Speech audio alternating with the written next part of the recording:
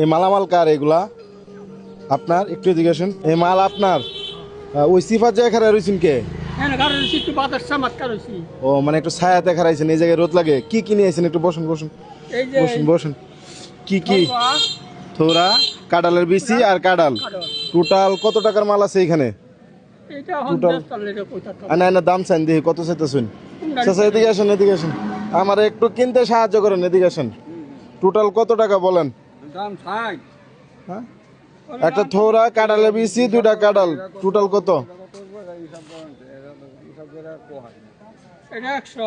হ্যাঁ 130, 160, 10, 170 ধরুন আমি কিনে নিলাম গা। এটা দিয়ে কি করবেন? যদি আমার এটা জিগানির কোনো অধিকার নেই আছে, তারপরে আর কি এই রোডটার মধ্যে জিনিসপত্র নিয়ে খারাপ রয়েছেন, কি করবেন 170 টাকা দেয়া? হ্যাঁ, পেটটা চালান লাগবো।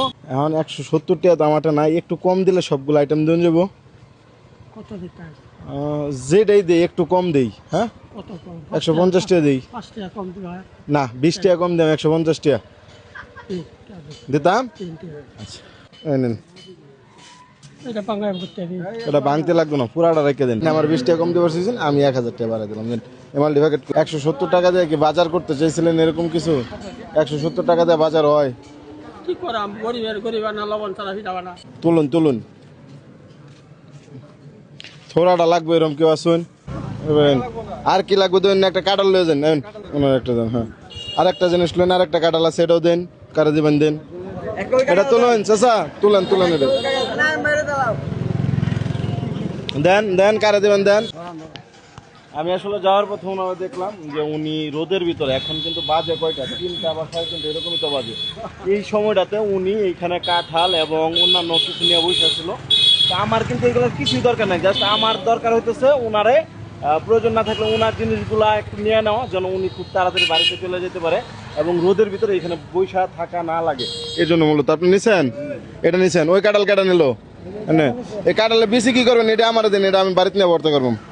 ভালো থাকেন। হ্যাঁ, আপনার কাছ থেকে আমি কিনে নিলাম যেন তাড়াতাড়ি বাড়িতে চলে যেতে পারেন, রোদ্রে কষ্ট করে বৈশা না থাকা লাগে। ওনারা আমি খেয়াল করে দেখছি কি জানেন, ওই ফ্রিজের সিফাটা যে দাঁড়ায় রয়েছে, ওইখানে ছিলেন না? আমি দেখে এটা দেখেই দাঁড়াইছি। আর 170 টাকা দেখি বাজার।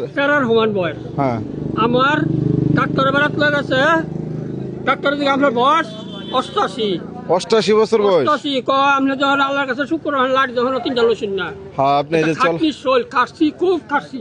আচ্ছা আচ্ছা, কত সময় গাল দিচ্ছি। এখন শুনেন, ওই 170